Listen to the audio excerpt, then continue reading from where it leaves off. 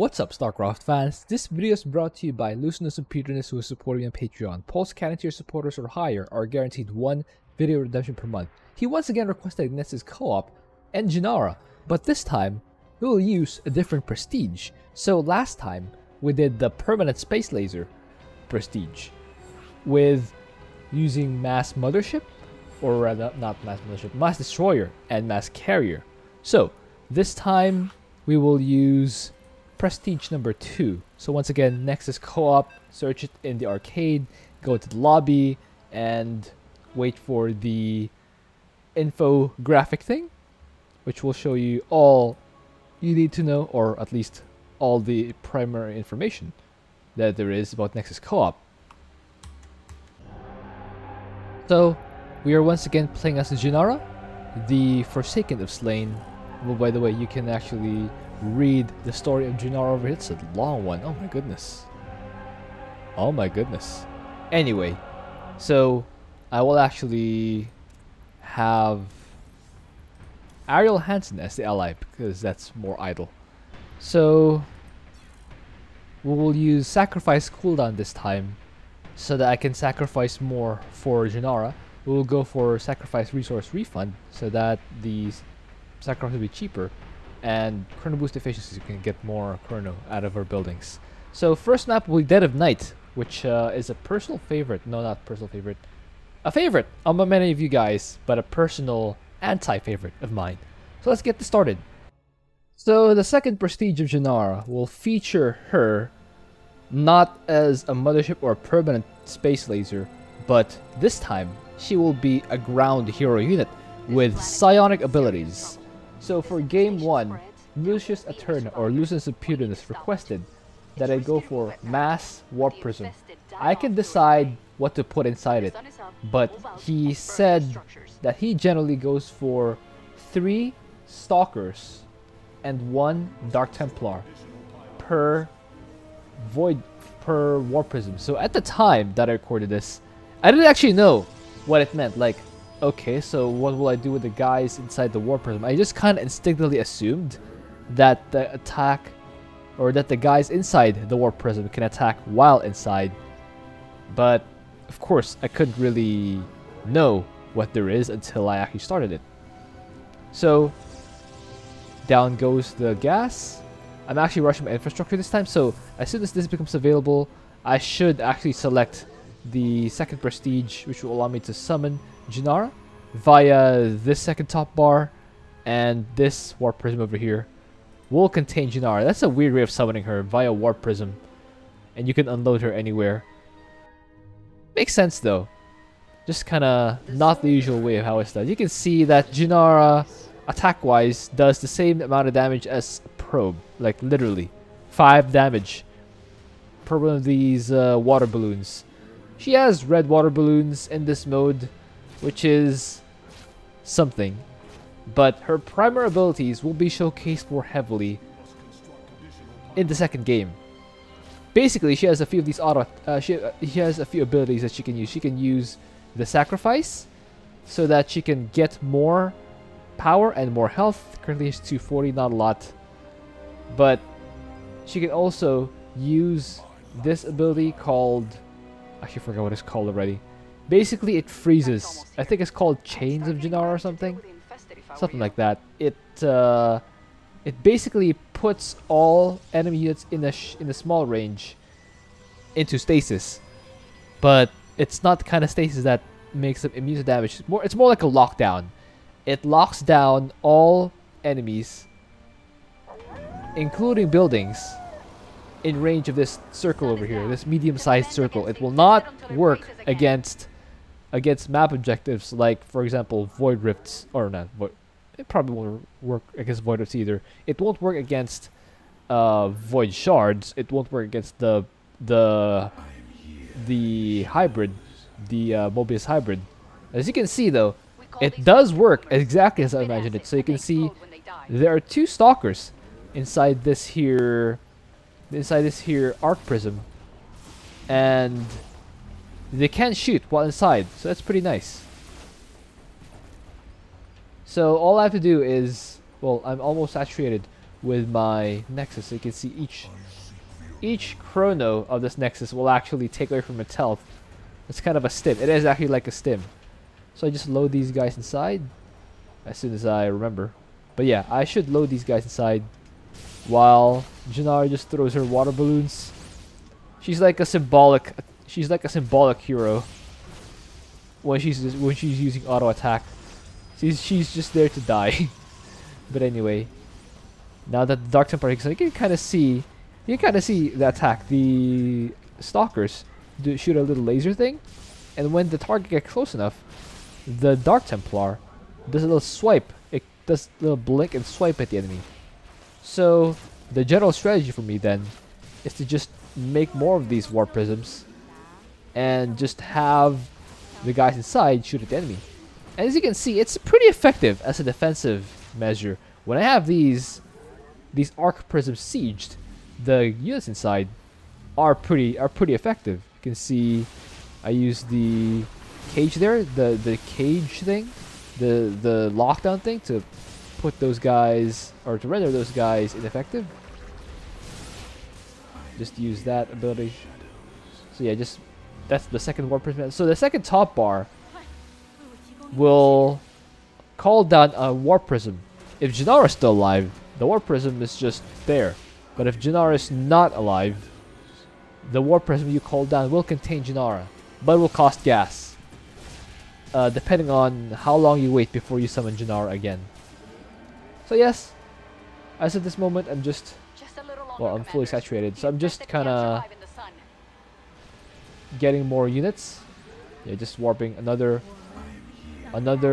Ark Prism here, and then getting more guys. I should probably start my production at some point. Another Stalker. So I realize now that I'm flowing a lot of money.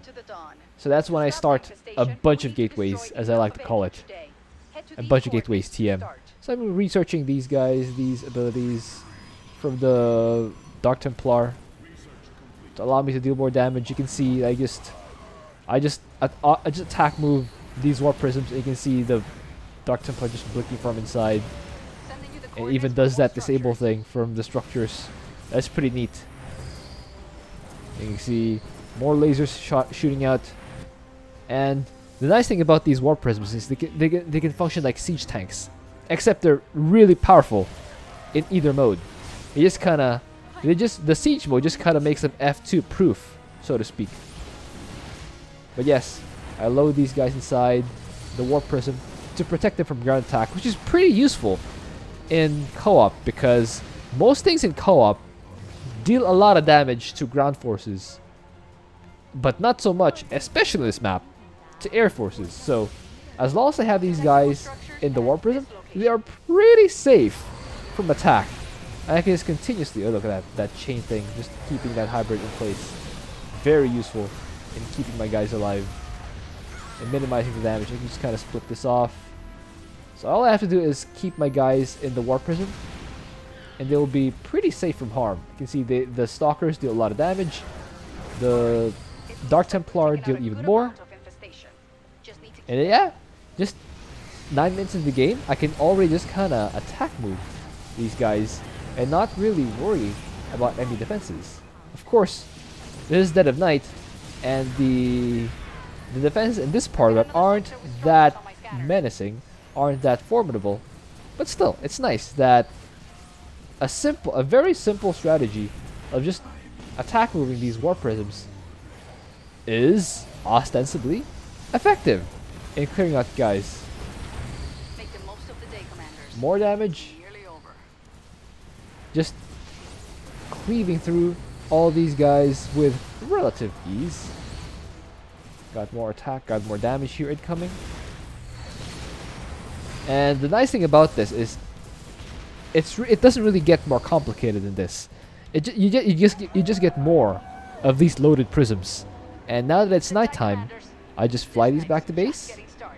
Once these are safely back home, I can just kind of siege them up. See, you have more gateways incoming.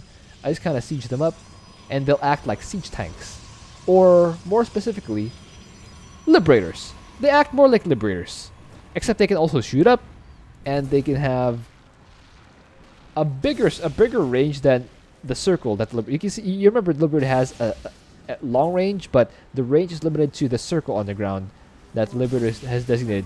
The difference is these Ark Prisms essentially have this big of a range. This big of a range in the full radius from the Ark Prism itself is the range. It shoots really fast, it does a lot of damage, and it has so much range. So I just patrol or I just siege these two Ark Prisms over here, and you can see that even the Dark Templar for some reason can shoot this Overseer and render them not live, not a thing. And that attack wave that was supposed to attack these rocks incinerated without even having to run back to defend. That's really nice. I actually made myself a Wrathwalker, an Ender Walker somehow, which was supposed to be until the next game. But hey, I made it, and there's no harm in having it, so might as well have it, right? Meanwhile, more guys trying to come through, just trying and failing to penetrate my stalwart defense.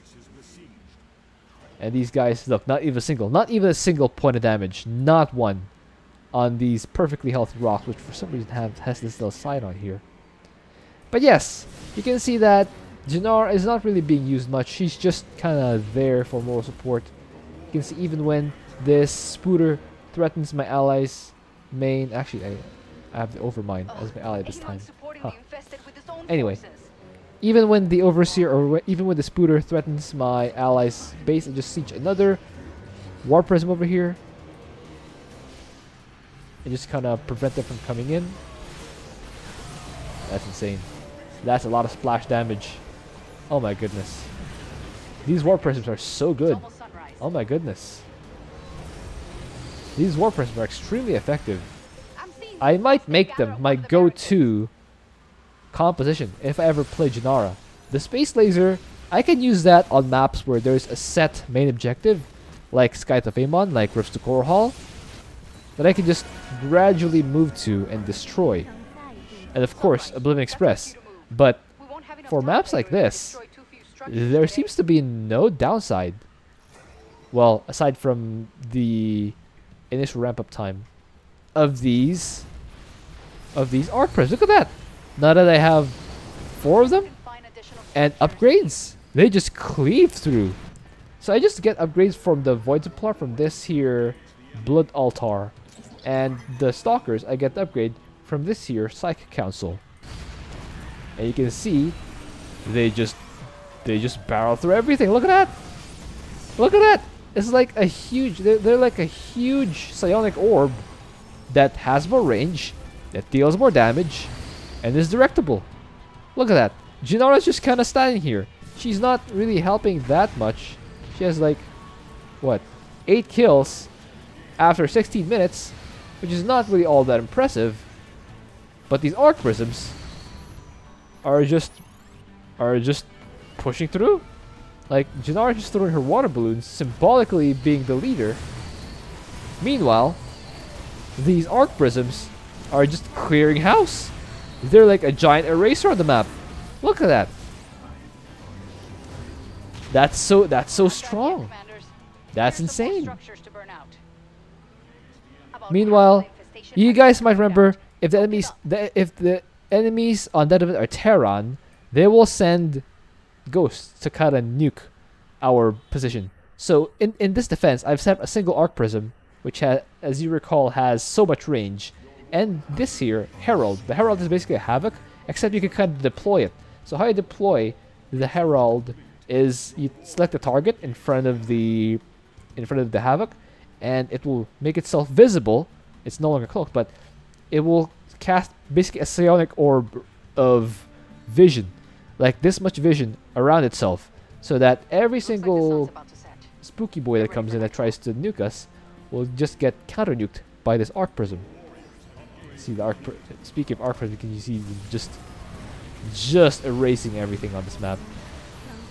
All I have to do is kind of do a little bit of micro, split off some of these some of these Ark Prisms that are getting Seeker missiled.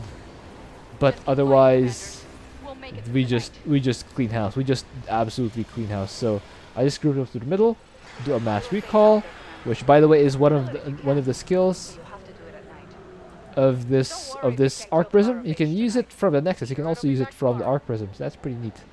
That's quite helpful. The other nice thing is the mass recall from the Nexus is different from the mass recall for the Ark Prism, but all Ark Prisms share the same cooldown for the mass recall, so it's kind of shared. So that's kind of fair. I just split up these Ark Prisms so that these guys somehow managed to come through. So I just warp in a few of these guys to kind of help deal with these. I did lose that Stalker. That's a bit unfortunate, but the rest of these guys hold on just fine. So I did lose one of the rocks. That's a bit unfortunate. The good news for me is that this is relatively clear. I cleared the entire base at the north, and now you can see that there's like only 1/3 of the map left that's infested. So all I have to do is hold the night. You can see I have four of these Ark Prisms in places where the rocks are down, and in places where the rocks are up, I just protect the rocks by having 3 Ark Prisms there. Look, they're not even able to deal a single point of damage to the rocks. That's insane. Like, all I have to do is sit back, wait the night out, and just kind of not worry about it. Of course, I have to go out to deal with that Nidus Worm, but for that, I just unsiege one of my many prisms. Here we go. In fact, I unsieged 2 of them, set him here, and just cleaned it out. It's that easy. Oh my goodness. It goes down so fast. Well, the worm itself stays alive, but it's not long for the world. I can guarantee you that.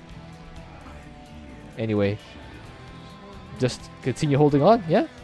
Looks like Amon wants a It does seem like Get those defenses in place. it does seem like it's perfectly safe. Like, this sort of defense puts Karax and dare I say even Swan to shame, because nothing is getting through. Look at this. Absolutely nothing. I don't have to line this whole area with cannons, or tanks, or turrets, or bunkers. These 3 prisms, sometimes 4 prisms on their own, are able to perfectly hold just fine. Nothing can come close. Insane. These Nexus Co-op commanders, you really can't spell OP, or you really can't spell Nexus Co-op without OP. That's insane. So all I have to do is select my Warp Prism. So this is the annoying part. So if there's one thing that I dislike about Warp Prisms, is that you can't mass unsiege them when they're the control group. So when you unsiege, when you have a control group of Warp Prisms, anytime you unsiege or siege them all, you have to do it sequentially. So when you siege this up, when you siege one of them up, you have to siege all of them up before you have to unsiege all of them up one by one. That is the only annoying thing about these Warp Prisms. But other than that, as long as you're good about counting how many times you press the unsiege button. Look at this! They're actually like an eraser now. Well, in day 3, they were like an eraser. They were more like an eraser because you kind of had to rub it a few times across the sheet of paper to get the desired effect. Now they're more like a roller of paint, just completely cleaning the entire map with a single stroke. Look at this. Look at this. Oh my goodness. They take some damage, but look at them just clean house. Once I get max supply of them, they're literally unstoppable. This is absolute madness. This is bonkers. Oh my goodness. This is comically easy. Like, completely safe at night and completely dominant during daytime. Look at this. A1 stands 0 chance. That's the last of it. Wow. The planet saved, commanders. This is insane. The mass Warp Prism, truly devastating. Let's move on to game 2. Next game, we are on Malwarfare. This is the map where we have to defend Orana's transport as it purifies the terminals around. This is the terminal, this huge old structure right here, and Ra's transport will purify them from the Tal'Darim prisoner, and Jinara, being the dutiful first ascendant, will help rein in fugitives from her faction. At least that's how I rationalize it. Generally, I feel that Tal'Darim stand up for Tal'Darim. Well, except when they're, you know, backshearing each other to death. But that's fine. In this game, I will have to actually ramp up my production, like ramp it up like crazy, because in this game I have to focus on ground force and Jinara's combo skill, and the mission with at least 30 supplicant sacrifice on Jinara.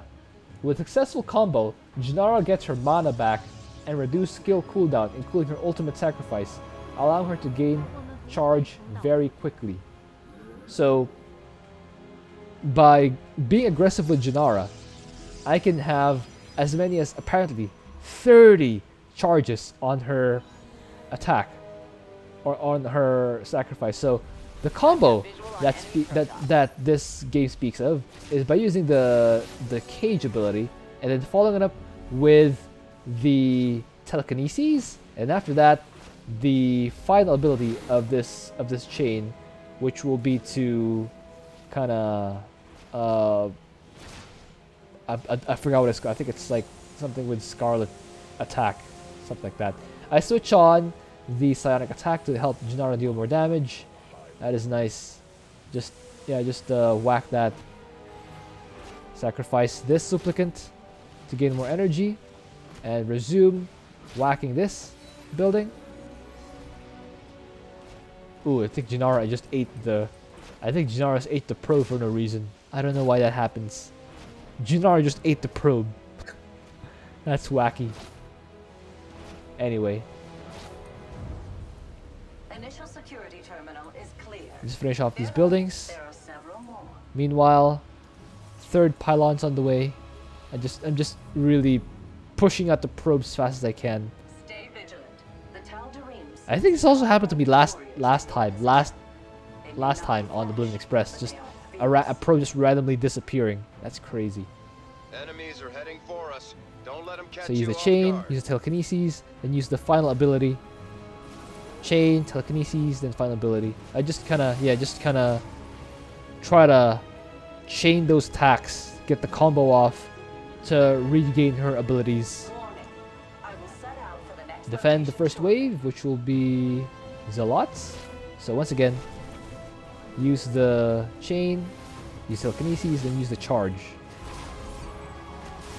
There we go. Yeah, I like that.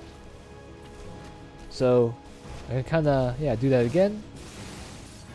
Pretty simple. That is to say, conceptually simple. Executing it is a different matter. Like, this is probably like my 4th attempt at this. The execution is quite tricky, especially when you're macroing behind it. So normally Jinara can stack 10 charges of power overwhelming, but with a certain upgrade, you can unlock the number of charges or of sacrifices you can get. So to get that upgrade, here's the tech tree: the Doom Warp Gate, and then the Doom Core, and then this Psychic Council, and then later on there's a 4th structure, what essentially is a Templar Archives. And then after that 4th tech structure, you have to research the first upgrade of Power Overwhelming. So that's 4 tech structures and 1 upgrade. That's 5 steps. And then there's a 6th step. There's the upgrade to unlock the number of supplicants you can sacrifice is unlocked behind another upgrade. So it's a 6 step. It's a 6-step process just to unlock unlimited sacrifices or unlimited power overwhelming stacks. So now I'm at 4 stacks while I am still constantly sacrificing dudes to gain more health, to gain more shields, to gain more power for Jinara. I am also rushing the tech tree this Forsaken Archive is that last structure. So I'm on step 4 of the process. And I'm going up the process to unlock the first power. Now I'm on step 5. I have to unlock this power overwhelming upgrade to make Jinara more powerful. But after that, I'll have to. That's only then can I unlock the ability to get more than 10 stacks of power overwhelming. Right now I'm at 5, and the upgrade has not yet started. That's actually a quasi supply block on my part. Jinara, as you can see, is down to like 147 health out of 740. So there we go. Upgrade has finally started, and while the combo attack is incredible at dealing damage to groups of units, it doesn't do so well, as I said, toward the map objectives, such as that suppression tower. For that, I decided to mass these Enderwalkers, these Wrathwalkers, as I alluded to last game. I could produce them out of like 3 Robo Base or 3 Doom Robotics facilities at a time. These deal pretty decent damage for the escorts on that suppression tower. I just use the combo. The Doomwalker will just deal steady damage, consistent damage, while Jinara still gains charges. You can see I'm at 6 charges of the power overwhelming. The upgrade is almost complete, but not after. You can see my Doom Nexus is down to like 400 health. That is because I used 6 charges, and here I used 3 charges. So I've used 9 Chrono Boosts in total just to power up. Okay, actually I stand corrected. I've only now finished the 5th upgrade. That's only the 5th upgrade, or the 5th step of the process. Now I unlock the real upgrade, which will unlock the number of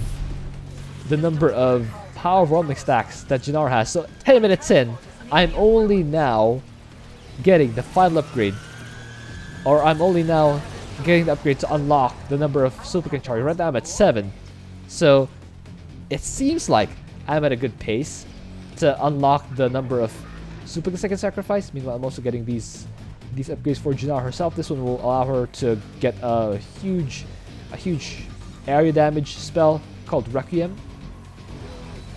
But while all this is going on, Jinara still is accruing stacks of power overwhelming. But as I was about to say, this last upgrade takes a while.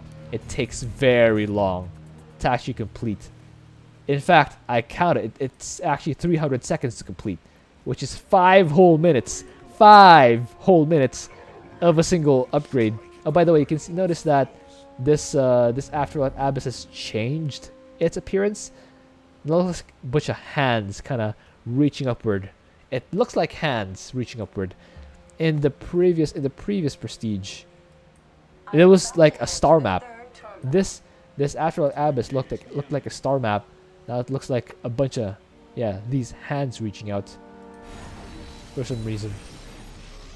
I don't know what the story behind that is, but it looks like a bunch of hands reaching out. Probably some trivia that the Nexus Co-op guys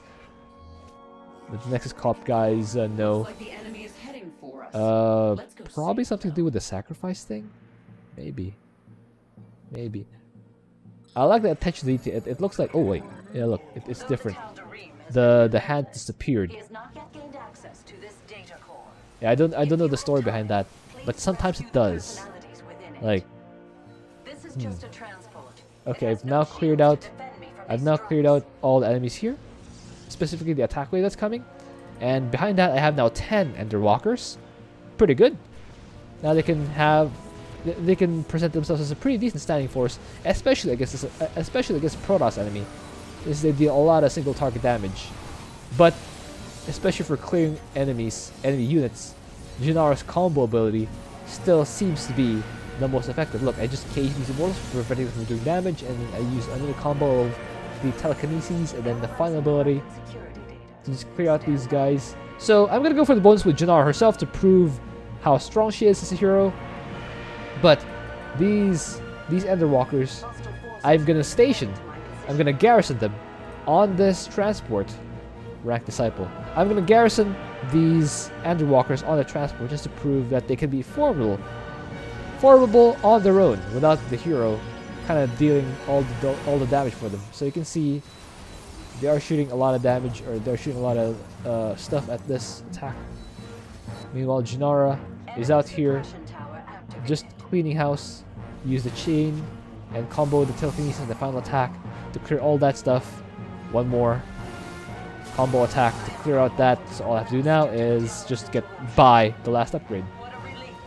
Meanwhile, the Underwalkers have proved sufficiently capable on their own to eliminate all these attack waves. Supplicant's kind of attacking a little bit. That's nice. Meanwhile, the final upgrade for Jinara has finally completed. Now she has 11 stacks of power overwhelming, so I can use the chain attack and combo to do even more damage. Now she has 12 stacks. Use that. It does work on hybrids. You can see it works on hybrids, just not map objectives. So just continue pushing, continue deleting these guys, and you can see it doesn't work. It doesn't work on the suppression tower. My Underwalkers will have to deal the damage on their own for that. And by the way, I actually haven't gotten the... Oh no, I actually have. This Blood Altar is where you get the upgrades for the Underwalkers. So while these guys are pushing through, Jinara herself is clearing the attack waves that come for the transport. Let's see. The Underwalkers on their own now have considerable damage, now have their own significant pushing power. They are now a force to be reckoned with. By the way,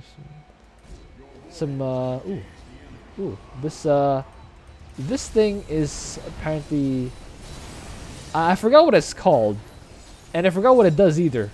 Yeah, it kind of appears on the scene when Jinara uses like 3 combo attacks in a row. I don't know what it does, but it looks pretty. Maybe it's like an avatar or something, but yeah, you can see the Underwalkers being a formidable force on their own. They are themselves something to be reckoned with. As I approach max supply on my army, I'm at 193 at 17 minutes, pretty decent. Jinara pushes forward with her 15 stacks, so I'm halfway there. So my objective here, of course, is to full clear, and then I have to get 30 supplicant sacrifice charges on Jinara, and just maximize the combo abilities to the maximum ability. So apparently this avatar thing does a lot of damage, but it only lasts temporarily, so I kind of have to keep chaining these attacks to maximize the chain effect. Yeah, essentially that. So I keep pushing forward. So 16 stacks now, so just use that chain continuously. So here comes the avatar. Does stuff. It does something. It's only a temporary unit. I have to kind of chain them together. More combo attack, and then use that charge apparently. So that's where the execution comes in. As I mentioned, conceptually it's simple. Just keep chaining the attacks, but execution wise, it's kind of easy to mess up. So I once again I just stand my Underwalkers here. Meanwhile, Jinara herself will walk back. I think I use a recall here. Yeah, I think I recall Jinara. Recall Jinara here, and have her use the combo attack to clear all these guys, make it absolutely not a thing. There's a mini avatar there. You see that? There's a mini avatar. Alright. Now, Rand Underwalkers moving up to delete this here suppression tower. I did lose one of them there, that's a bit unfortunate. But the rest of them do come up and I clean house. Jinara has made herself all. Oh wow, she has a huge aura thing, and I don't know what it does. But it looks menacing. It definitely looks menacing. So more combo attacks. 18 charges now on the sacrifice. Jinara is slowly making her way to combo. Oh, look at that! Look at that! Swirly aura thing. It looks sick. It looks powerful. Or you know, maybe she's eating a very hot bowl of ramen, and a very large bowl at that. That's where all the steam comes from. Let's clear that.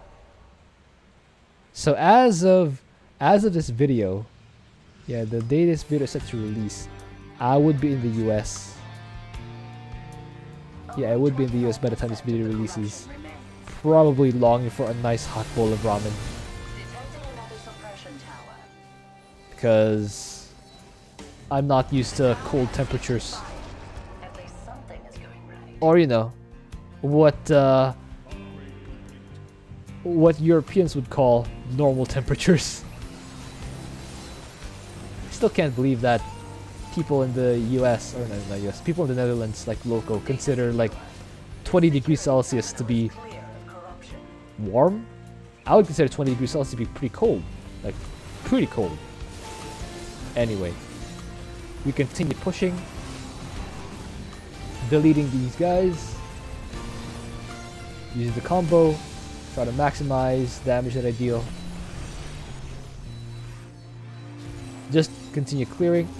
These Enderwalkers not quite as powerful as the Warp Prism. Not quite as powerful as the Warp Prism, but they get the job done. You can see we are a clearing house here. Ooh, we even use the Requiem. I even use the Requiem attack here. That's pretty nice. Just clean these guys. Eat a storm, but it's fine because I'm throwing a lot of money right now.